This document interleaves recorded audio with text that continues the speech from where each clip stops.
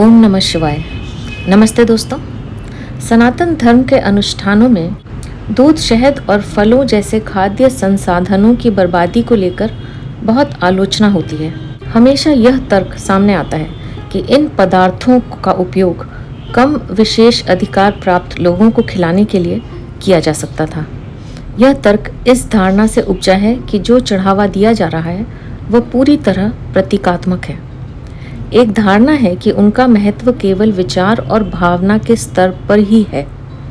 इसके बावजूद किसी देवता को प्राण या ऊर्जा से भरपूर पदार्थ चढ़ाने के पीछे बहुत गहरा महत्व है, जिसे प्राण प्रतिष्ठा की प्रक्रिया के माध्यम से पवित्र किया जाता है।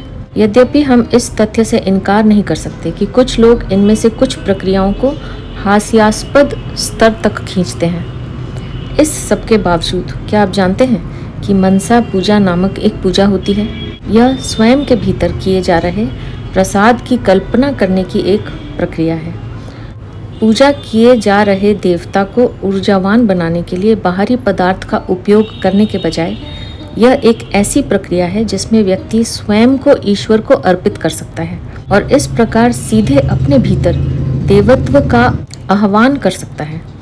पूजा की इस प्रक्रिया के बारे में सबसे अच्छी बात यह है कि इसे सिद्ध किया जा सकता है बिना किसी पूर्व तैयारी या सेटअप के, कभी भी किसी के भी द्वारा किया जा सकता है। ऐसा करने के लिए बस एक खुले दिमाग और मंत्र के आवश्यक ज्ञान की आवश्यकता है। आज हम शिव मानस पूजा के बारे में जानेंगे। हमारे हिंदू धर्म में अनगिनत देवी और देवता हैं। उनकी पूजा व आराधना करने के उपाय भी भिन्न भिन्न हैं। जो व्यक्ति धर्म में विश्वास रखते हैं वे अवश्य ही किसी न किसी देवी या देवता की पूजा करते होंगे। इसके अतिरिक्त वे एक देव या देवी को सबसे अधिक मानते होंगे, या कहें कि उनका कोई न कोई इष्ट देव होगा। जैसे यदि आप हनुमान जी में अधिक विश्वास रखते हैं तो उनकी पूजा आराधना करते हैं और इस प्रकार हनुमान जी आपके इष्ट देव हैं। आप हनुमान जी को प्रसन्न करने के लिए उन्हें चोला चढ़ाते हैं, व्रत करते हैं, प्रसाद वितरण करते हैं, बजरंग बाण, हनुमान चालीसा पढ़ते हैं, उन्हें पुष्प अर्पित करते हैं, नई वैद्य अर्पित करते हैं, उन्हें भोग लगाते हैं। इस प्रकार से आप हनुमान जी के प्रति अपनी श्रद्धा और विश्वास की शक्ति को प्रकट करते हैं। यहाँ हम आपको बताने जा रहे हैं मानस पूजा से जुड़ी कुछ ज़रूरी बातें। मानस पूजा, जैसा कि इसके नाम से ही प्रकट होता है, मन से की जाने वाली पूजा ही मानस पूजा कहलाती है। इसमें आप भौतिक रूप से अपने इष्ट को कुछ भी अर्पित नहीं करते हैं। इस पूजा में भौतिक रूप से न पुष्प अर्पित करते हैं, न नैवेद्य अर्पित करते हैं, न जल अर्पित करते हैं और न ही कोई भी अन्य भौतिक वस्तु अर्पित करते हैं, बल्कि यह केवल और केवल मन से की जाने वाली पूजा है। मानस पूजा को शास्त्रों में सबसे शक्तिशाली पूजा माना गया है। मानस पूजा में अपने इष्ट को कल्पनाओं का पुष्प, आसन, नैवेद्य, आभूषण आदि अर्पित किया जाता है। कोई भी देवी देवता को किसी भौतिक वस्तु की आवश्यकता नहीं होती। वे भावना के भूखे हैं। ऐसी भावना जिसमें अटूट श्रद्धा एवं भक्ति समाहित हो। निर्मल शक्ति से इष्ट देव को अधिक प्रसन्नता प्राप्त होती है। पूजा अर्चना अथवा साधना में भावना का निर्मल होना परम आवश्यक है। इन्हीं कारणों से मानस पूजा सर्वश्रेष्ठ पूजा मानी जाती है। आइए अब हम आदि शंकराचार्य द्वारा रचित शिव मानस पूजा के संस्कृत श्लोकों को सुनते हैं और उसके बाद हम इन श्लोकों का उल्लेख समझने का प्रयास करेंगे। रत्नैकल्पितमासनं हिमजलैः स्नानं च दिव्याम्बरं नानारत्नविभूषितं मृगमदामोदाङ्कितं चन्दनम् जातिचम्पकबिल्वपत्ररचितं पुष्पं च धूपं तथा दीपं देवदयानिधे पशुपते हृत्कल्पितं गृह्यताम् सौवर्णे नवरत्नखण्डरचिते पात्रे घृतं पायसम् भक्ष्यं पञ्चविधं पयोदधियुतं रम्भाफलं पानकम् शाकानामयुतं जलं रुचिकरं कर्पूरखण्डोज्ज्वलम् ताम्बूलं मनसा मया विरचितं भक्त्या प्रभो स्वीकुरु। छत्रं चामरयूरयुगं व्यजनकं चादर्शकं निर्मलम् वीणाभेरी मृदङ्गकाहलकला गीतं च नृत्यं तथा साष्टाङ्गप्रणतिः स्तुतिर्बहुविधा रोतत्समस्तं मया सङ्कल्पेन समर्पितं तव विभो पूजां गृहाण प्रभो। आत्मा त्वं गिरिजामति सहचराः प्राणः शरीरं गृहम् पूजा ते विषयोपभोगरचना निद्रा समाधि स्थितिः संचारः पदयोः प्रदक्षिणविधिः स्तोत्राणि सर्वा गिरो यज्ञत् कर्म करोमि तत् दखिलं शम्भो तावाराधनम् करचरणकृतं वा कायजं कर्मजं वा श्रवणनयनजं वा मानसं वापराधं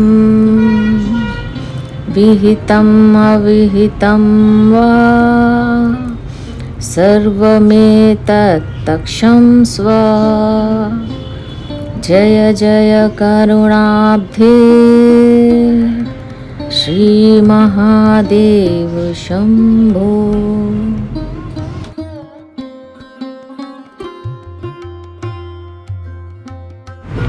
इस पहले श्लोक का अर्थ है, भगवान मैंने आपके बैठने के लिए रत्नों से जड़ित एक आसन प्रदान किया है, आपको हिमालय के शीतल जल से नहलाया है और दिव्य वस्त्रों से विभिन्न रत्नों से सुशोभित किया है। हिरण की कस्तूरी के साथ मिश्रित सुगंधित चंदन के लेप के चिन्ह से मैंने आपके रूप को सजाया है। मैंने आपको चमेली के फूल, चंपक, धूप और बिल्व पत्तियों के साथ एक तेल का दीपक अर्पित किया है। हे देव, जो करुणा के भंडार हैं, जो बंधन में पड़े सभी प्राणियों के स्वामी हैं, कृपया मेरे हृदय से की गई इस भेंट को स्वीकार करें। दूसरे श्लोक का अर्थ है, हे पशुपति, मैंने 9 प्रकार के रत्नों से सुसज्जित स्वर्ण कटोरे में पायस यानी खीर अर्पित की है और फिर 5 प्रकार के विभिन्न खाद्य व्यंजन पेश किए हैं। दूध, दही और केले से मिश्रित यह पेय मैंने आपके लिए बनाया है। पीने के लिए मैंने आपको विभिन्न जड़ी बूटियों से मिश्रित स्वादिष्ट पानी अर्पित किया है। मैंने आपके सामने एक टुकड़े कपूर को जलाकर लहराया है, आपको एक तांबूल अर्पित किया है। हे भगवान, कृपया मेरे भोजन प्रसाद को स्वीकार करें जो मैंने भक्ति चिंतन के माध्यम से अपने मन में बनाया है। तीसरे श्लोक में कहा गया है कि हे पशुपति, मैंने आपको ठंडी छाया के लिए एक छत्र प्रदान किया है और याक के बालों से बने एक जोड़े पंखे के साथ मैंने आपको पंखा किया है। मैंने आपको एक चमकदार स्वच्छ दर्पण प्रदान किया है। मैंने इस स्थान को दिव्य गीतों और नृत्यों से भर दिया है। वीणा, भेरी, मृदंग और कहला के संगीत के साथ इस दिव्य परिवेश में मैंने आपको पूर्ण साष्टांग प्रणाम किया है। आपकी प्रशंसा में विभिन्न भजन गाए हैं। ये सब मेरे द्वारा है, मेरे हृदय में निर्मित और आपको अर्पित है। हे भगवान, कृपया मेरी मानसिक पूजा स्वीकार करें। चौथे श्लोक का अर्थ है, हे भगवान, आप मेरी आत्मा हैं। देवी गिरिजा यानी दिव्य माँ मेरी शुद्ध बुद्धि हैं। शिव गण, साथी या परिचारक मेरे प्राण हैं और मेरा शरीर आपका मंदिर है।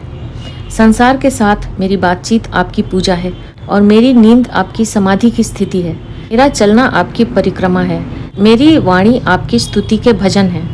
जो भी कार्य मुझसे होता है वह सब आपकी आराधना है। हे शंभु, सनातन धर्म में कर्म कांड की प्रक्रिया सिर्फ विचार या भावना के स्तर पर नहीं है। चूंकि मंत्रों और आहुतियों का शक्तिशाली संयोजन बनाया जाता है जो एक ऊर्जा क्षेत्र स्थापित करता है, इसलिए यह महत्वपूर्ण है कि उन्हें बहुत अधिक ईमानदारी के साथ किया जाए। हालांकि कई अलग अलग तरीकों से मानवीय त्रुटि हो जाती हैं। और अनिवार्य रूप से कुछ गलतियां होती हैं, चाहे वह ध्वनियों के उच्चारण में हो, चढ़ावे के प्रकार में हो और व्यक्ति की शारीरिक या मानसिक स्थिति में हो, और कई बाहरी और आंतरिक कारणों में हो सकती है।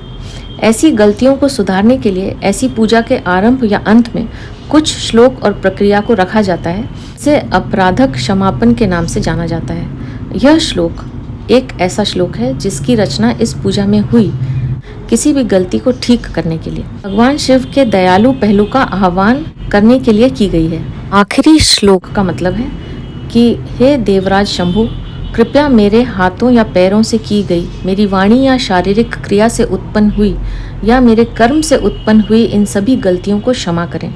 मेरे सुनने में, देखने की क्षमता में, मेरे मन में, जाने अनजाने इन सभी गलतियों को क्षमा करें। हे दया के सागर, हे महादेव शंभो, आपकी सदा जय हो। अब मैं आपसे आज्ञा लूँगी। हमेशा खुश रहिए, मुस्कुराते रहिए। आपका बहुत बहुत धन्यवाद। ओम नमः शिवाय।